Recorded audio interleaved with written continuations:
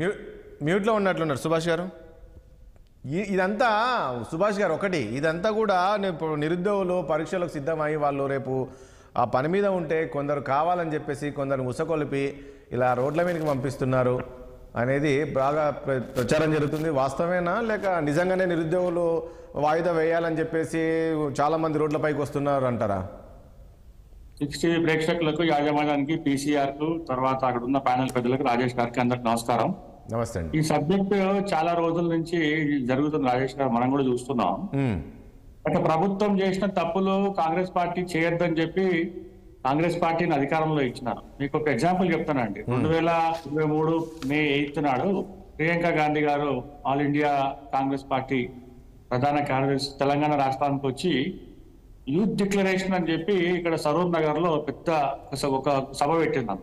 దాంట్లో 2-3 ముఖ్య అంశాలు ఏమున్నాయంటే, గత ప్రభుత్వం చేసిన తప్పిదాలను కాంగ్రెస్ ప్రభుత్వం చేయదు, కాంగ్రెస్ ప్రభుత్వం మీద నమ్మకం పెట్టుకోండి. యువకులు, ముఖ్యంగా యువకులు ఏదైతే 2014 ముందు తెలంగాణ రాష్ట్రం కోసం చాలా పోరాటం చేసినారో వాళ్లకు నిధులు నియామకాలు అనే దాని మీద మనం పోయినాము. ఆ ప్రభుత్వం 10 సంవత్సరాల ప్రభుత్వం అది ఫెయిల్యూర్ అయింది. మాకు కాంగ్రెస్ పార్టీకి అధికారం ఇవ్వండి.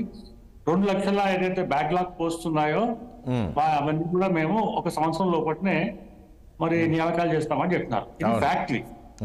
సో యూత్ డిక్లరేషన్ అది, దాని మీద ఏంటంటే పేపర్స్ కూడా ఉన్నాయి, అందరు కూడా మనం మొత్తం చూసుకోవచ్చు. మేము ఏమంటున్నామంటే 6 నెలలు 7 నెలలు అయిపోయిందండి. ఎలక్షన్స్ కూడా అయిపోయినాయి, పార్లమెంట్ ఎలక్షన్స్ కూడా అయిపోయినాయి, వేరే ఎలక్షన్స్ కూడా లేవు ఇంకా. సో ఏదో ఒక వంక మీద యువకులకు మనం ఏంటంటే, ఇప్పుడు మనం రాజకీయ పార్టీలు రాజకీయం చేయొచ్చు, కానీ ఇవాళ కామన్ సబ్జెక్ట్ ఏముందంటే అన్ని రాజకీయ పార్టీలకు ఒక బాయిలింగ్ పాయింట్ ఏముందంటే యువకులు, నిరుద్యోగస్తులు, వాళ్ళకి ఉద్యోగ అవకాశాలు, ఉపాధి హామీ పథకాలు ఇవ్వాలి మనం. అది ఏ ప్రభుత్వం రావడం. కాంగ్రెస్ పార్టీ వాళ్ళ అధికారంలో వచ్చింది కాబట్టి బాధ్యత ఎక్కువ కాంగ్రెస్ పార్టీ మీద ఉంటుంది అన్నట్టు. మేము ఏంటంటే భారతీయ జనతా పార్టీ, బీఆర్ఎస్ పార్టీకి వేరే పార్టీ మేము వాళ్ళ ఏంటంటే ఆరోపణలు చేస్తాం, అనుమానాలు కూడా వ్యక్తం చేస్తాం, కానీ బాధ్యత అనేది కాంగ్రెస్ పార్టీ మీద ఎక్కువ ఉన్నారు. రేవంత్ రెడ్డి గారు నిన్న మహబూబ్ నగర్ లో ఒక స్టేట్మెంట్ కూడా ఇవ్వడం జరిగింది. అంటే అందులో మరి యువకులు కాదు, అందులో యువకుల వెనకాల ముసుగులో ఇంకా కొంతమంది ఉన్నారని చెప్పి. కనుక నిజంగా అనుకుంటే అధికార యంత్రాంగం మీ దగ్గర ఉంది, పోలీసు ఉంది మీ దగ్గర. ఎవరైతే నిజంగా యువకులు ఎవరైతే దీక్ష చేస్తున్నారో వారికి అనుమతి ఇవ్వండి, అంతేగాని దాని మీద రాజకీయం అంటే ఏదో ఒక నెపంతో ఈ యొక్క వాయిదా కానివ్వండి లేకుంటే. సుభాష్ గారు, నేనేమంటున్నా, ఇప్పుడు గతంలో వచ్చేది ప్రభుత్వం వచ్చినాక దాదాపు ఇప్పటికీ 28,942 ఉద్యోగ నియామకాలు చేపట్టామని చెప్తున్నారు వచ్చిన 6 నెలల్లోనే. అదేవిధంగా గ్రూప్ 1, గ్రూప్ 2, గ్రూప్ 3 నియామకాల్లో కూడా కొన్ని కోటి చిక్కులు ఉన్నాయి, అవి కూడా పూర్తి చేస్తామని. ఇదన్నీ కనపడట్లేదా? ఇదన్నీ మీ అందరికి కనపడట్లేదా, మీకు కానీ బీఆర్ఎస్ పార్టీకి కానీ? 100% కనిపిస్తుంది, కనిపించాలి. మరి నేను ఏమంటున్నానంటే, ఇలా ఇప్పుడు ఒక ముఖ్యమంత్రి స్థాయి ఉన్న ఏంటంటే వ్యక్తి వాళ్ళ అపోజిషన్ స్థాయి దిగజారిందంటే మాట్లాడద్దు. అంటే యువకులకు ఎవరైతే ఉన్నారో, అంటే యువకులే కదా ఇవాళ ఏంటంటే మీకు నిరుద్యోగులే కదా కాంగ్రెస్ పార్టీకి ఓటేసినారు, బీఆర్ఎస్ లో బీజేపీ వద్దని చెప్పి మీకు వేసినారు కదా. నిజంగానే అటువంటి వాళ్ళు ఉంటే, అంటే ఎవరన్నా శక్తులు కనుక ఈ యొక్క యువకులను అడ్డం పెట్టుకుని వాళ్ళ ముసుగులో కనుక ఉంటే మీరు వాళ్ళని ఏంటంటే ఏర్పారేయండి. అంటే ఇప్పుడు చాలా క్లియర్ గా అందులో మొత్తం తెలిసిపోతుంది. అంటే పోలీస్ స్టేషన్ కనుక వాళ్ళు ఏంటంటే పోలీస్ వాళ్ళు కనుక స్ట్రిక్ట్ గా అనుకుంటే అందులో యువకులు ఎవరు, వాళ్ళ మీద వెనకాల ఉన్నారో తీసేస్తున్నారు. ఏమంటున్నారు అంటే, ఇప్పుడు 2 లక్షల ఉద్యోగాలు మీరు ఏంటంటే మీరు హామీ ఇచ్చినారు, ఆ హామీని నెరవేర్చాలని చెప్పి భారతీయ జనతా పార్టీ డిమాండ్ చేస్తుంది. మా అంటే యువ మోర్చా నాయకులు కూడా, మహిళా మోర్చా నాయకులు కూడా మొన్న పెద్ద ధర్నా చేసినారు.